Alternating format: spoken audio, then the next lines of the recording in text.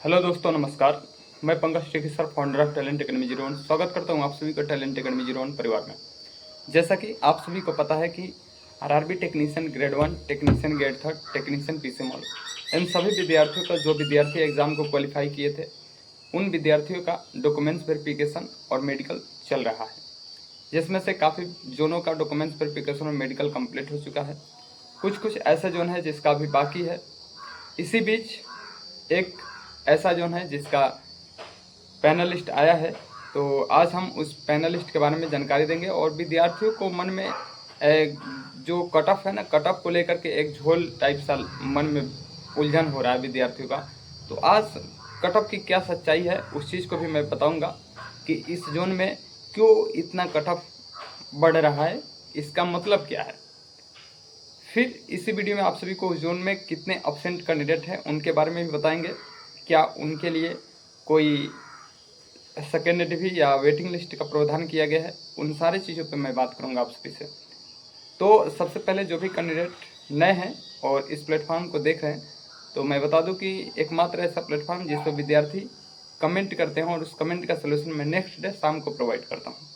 सुबह वाली क्लास मेरी एक एक जोन के बारे में मैं डिटेल्स शेयर करता हूँ, जैसा कि ये class proper RRB technician grade third and RRB technician grade one Bhubaneswar zone के बारे में आप सभी को शेयर करूँगा जानकारी। तो आइए विलंब न करते हुए आप सभी को जानकारी देने का प्रयास करते हैं। मेरे दोस्त देखिए, आज आरआरबी टेक्नीशियन 2024 में वैकेंसी जो आई थी टेक्नीशियन की भुवनेश्वर जोन की, ऐसे तो सभी जोन को मिला करके वैकेंसी आई थी टेक्नीशियन की, और उसमें पहली बार जब वैकेंसी आई थी तो उसमें करीबन आरआरबी टेक्नीशियन और आरआरबी ये टेक्नीशियन में जितने सीटें थी 9000 पोस्टों 9000 कुछ पोस्टों के लिए आई थी, लेकिन आगे चल करके उसको 14000 के अप्रॉक्स कर दिया गया था, सीटों को बढ़ा दिया गया था। तो यानी सबसे पहले हम लोग 14000 को जो वैकेंसी है उसके बारे में हम लोग एक पहले टेक्नीशियन ग्रेड वन के बारे में जान जाते हैं, फिर टेक्नीशियन ग्रेड थर्ड के बारे में जान जाते हैं। तो टेक्नीशियन ग्रेड वन की अगर बात करते हैं तो इसमें मेरे दोस्त फर्स्ट टाइम जो वैकेंसी आई थी उसमें टेक्नीशियन ग्रेड वन में टोटल सीट 12 थे, लेकिन 9000 में भुवनेश्वर जोन की। आज जब सीटों की संख्या बढ़ाई गई तो सेकेंड बार जब बढ़ाई गई थी तो उस टाइम भी सीट तो बड़े थे, लेकिन सभी जोन को बड़े थे, लेकिन इस जोन में आरआरबी टेक्नीशियन भुवनेश्वर जोन में उतने के जितने सीट पहले थे 12 सीट थे, उतने ही सीट थे, एक भी सीट को बढ़ाया नहीं गया था। तो ये बात है। अब इससे ये जो RRB technician grade one Bhubaneswar zone है, इसका पैनलिस्ट 12 जो कैंडिडेट थे उनका पैनलिस्ट आया था, और पैनलिस्ट में जिसमें से 11 कैंडिडेट का पैनलिस्ट में रोल नंबर दिखा रहा था। एक कैंडिडेट ऐसा था जिसका रोल नंबर नहीं दिखा रहा था और वह किसी न किसी वजह से एब्सेंट था, यानी उसको बाहर कर दिया गया। तो एक सीट खाली है अभी भी। तो विद्यार्थी पूछ रहे थे कि सर क्या ग्रेड वन जो टेक्नीशियन भुवनेश्वर है उसमें एक सीट के लिए वेटिंग लिस्ट आएगी। मेरे दोस्त देखिए, अगर एक सीट खाली है तो ऐसे तो पूरे सीट के लिए जिम्मेदारी है सभी जोन को। अभी तक कोई से जोन का सीट को खाली नहीं छोड़ा रहा है। हाँ, एक दो सीट अभी भी बच रहे हैं, लेकिन इस सीट को भी क्लियर किया जाएगा, भरा जाएगा। ठीक है, भले ही एक ही सीट है लेकिन उसके लिए भी वेटिंग लिस्ट निकाला जाएगा। ठीक है, हाँ। और इसमें कहने का मतलब है कि कैंडिडेट उनको मिल गए थे technician grade one Bhubaneswar zone में, तो किसी भी प्रकार का कोई दिक्कत नहीं था। और इस वैकेंसी में अगर कहीं पर दिक्कत हो रहा है तो उसका रीज़न एक ही है कि 1:1 में कैंडिडेट को बुलाया है। अगर आवश्यकता और 1:2 के अगर फॉर्म में बुलाता तो थोड़ा सा और अच्छा रहता, यानी उसके सीटों की संख्या को कुछ बढ़ा करके कैंडिडेट को बुलाता तो अच्छा तरीके से और हो जाता। तो आई होप कि आप सभी लोग समझ गए होंगे कि RRB technician grade one Bhubaneswar zone में एक सीट खाली है, उसके लिए वेटिंग लिस्ट आने की संभावनाएं बन सकती हैं। अब आते हैं हम लोग टेक्नीशियन ग्रेड थर्ड की बात कर लेते हैं। और टेक्नीशियन ग्रेड थर्ड में जब फर्स्ट टाइम वैकेंसी आई थी, जिस टाइम 9000 सीटें थी, तो आरआरबी टेक्नीशियन भुवनेश्वर जोन में उस टाइम 138 सीटें आई थी, 138 पोस्ट थे।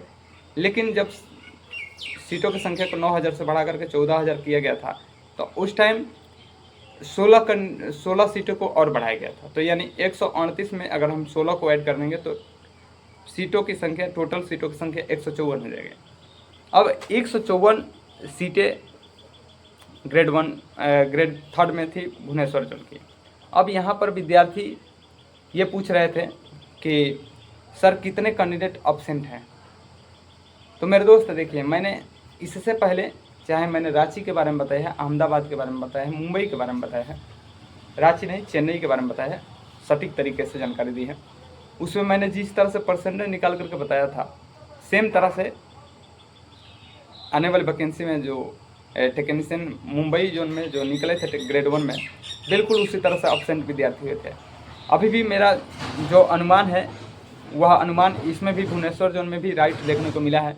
यानी हमने बताया था कि पहले जब वैकेंसी आई थी 2018-19 में, तो उस टाइम क्या होता था कि 12 से 15% तक 10% तक कैंडिडेट होते थे वो अब्सेंट हो जाते थे। लेकिन फिलहाल में जहाँ तक मेरा अनुभव है कि 5 से 7% ही विद्यार्थी अब्सेंट हो रहे हैं। तो इस रेशियो से अगर देखा जाएगा तो 154 का 100 मान लीजिए कि 150 है, तो इसका हम लोग 5-7% निकालेंगे तो करीबन 13-14 कैंडिडेट ऐसे होंगे जो अब्सेंट होंगे। तो RRB technician grade third Bhubaneswar zone में अगर 154 कैंडिडेट में अगर क्लियर किया जाएगा कि कितना अब्सेंट होंगे, तो रेलवे बोर्ड ने खुद ही जानकारी दी है कि अभी 15 कैंडिडेट ऐसे हैं जो अब्सेंट हैं। तो 15 कैंडिडेट अब्सेंट हैं। तो सबसे खुशी की बात यह है कि 15 जो कैंडिडेट है अब्सेंट है, तो उसमें कुछ ऐसे भी कैंडिडेट हैं जिनका रीमेडिकल दिया गया। ऐसा नहीं है कि उनको निकाल दिया गया है। तो यानी अगर हम मान लेते हैं कि अगर 5 कैंडिडेट ऐसे होंगे जिनको रीमेडिकल दिया गया होगा, तो अभी 10 कैंडिडेट ऐसे होंगे जिनके लिए वेटिंग लिस्ट निकालना पड़ेगा। क्योंकि सीटों की संख्या तो देख ही रहे 154 है, तो और ही बाकी सभी जोनों की बात किया जाएगा तो वहाँ पर सीट की संख्या ग्रेड थर्ड में काफ़ी थी, लेकिन इस जोन में कम है, तो कम ही विद्यार्थी एब्सेंट होंगे। फिर भी ठीक है, 10 कैंडिडेट हैं तो 10 नए कैंडिडेट को मौका दिया जाएगा, और जो इसके कट ऑफ है उसके कट ऑफ को डाउन किया जाएगा। और कट ऑफ जब डाउन होगी तो आप सभी लोगों को जो नए कैंडिडेट इंतजार कर रहे हैं वेटिंग का, सेकेंड जीपीका राउंड 2 का, उनको मौका मिलेगा।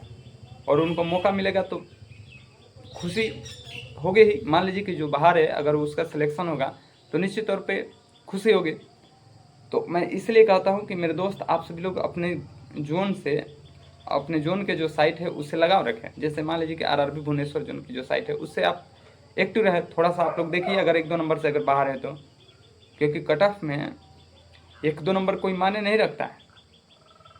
ये ठीक है कि आपका सिलेक्शन 0 पॉइंट कुछ नंबर से नहीं होता है, लेकिन कहीं कहीं पर सिलेक्शन हो भी जाता है अगर वेटिंग का संभावना बना रहता है।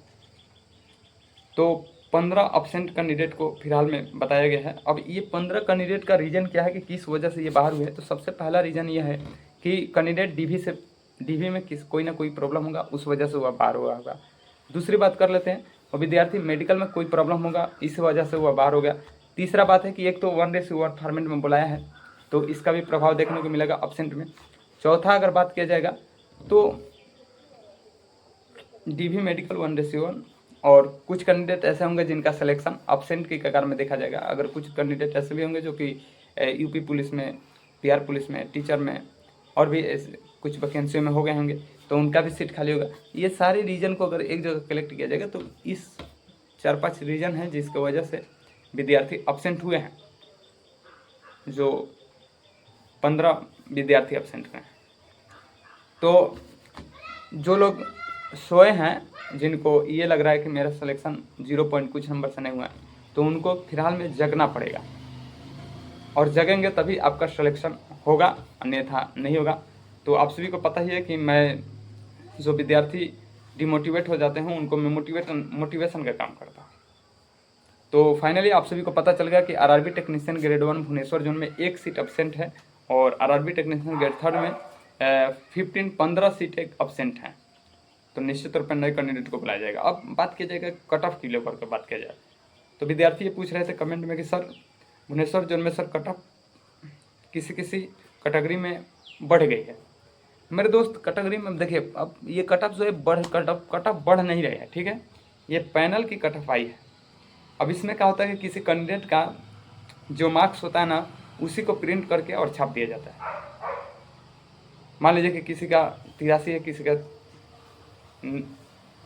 87 है, तो अब 83 का अगर नहीं लिया जाएगा तो 87 का उसका दिया जाएगा उस लिस्ट में उसका कट ऑफ। तो इस तरह से अगर देखा जाएगा तो वे डीवी की कट ऑफ नहीं है, जो कि इसमें कट ऑफ जो बढ़ रही है वह पैनल की कट ऑफ है, और पैनल की कट ऑफ है तो ज़्यादा इफेक्ट नहीं पड़ेगी जो लोग वेटिंग का इंतज़ार कर रहे हैं। तो घबराने की कोई बात नहीं है, सब कुछ ठीक ठाक है। और सभी जोनों में ये देखने को मिल रहा है कट ऑफ को लेकर के जो जो जो उलझन बना हुआ है सभी जोनों में है, लेकिन उससे प्रभाव नहीं पड़ेगा। सभी कैंडिडेटों को जो लोग बाहर है 1-2 नंबर से, उनको चांस बन रहा है कि वेटिंग लिस्ट में बुलाया जाएगा। तो आप लोग नेगेटिव अपने मन में मत लाइए। तो मिलते हैं नेक्स्ट डे, तब तक के लिए जय हिंद जय भारत। आप लोग कोई भी कमेंट हो, आप सभी लोग कमेंट बॉक्स में कमेंट करें और उसका सोल्यूशन मैं नेक्स्ट डे प्रोवाइड करूँगा। Thank you.